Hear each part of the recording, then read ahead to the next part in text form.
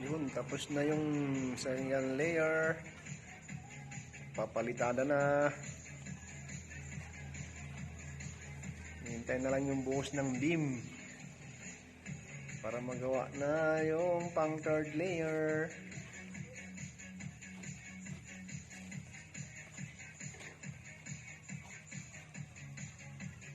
First layer.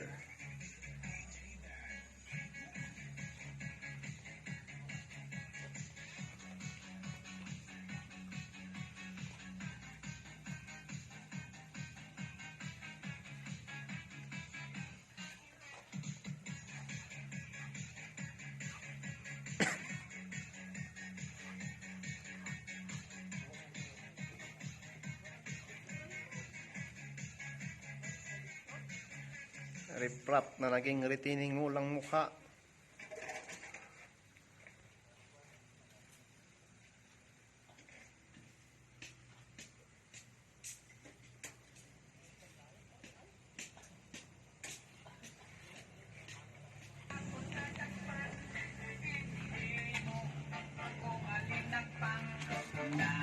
Abot ng mga bisita na barkada ko sa inuman, linagpang kung ato ragsoy amon ginsumsuman.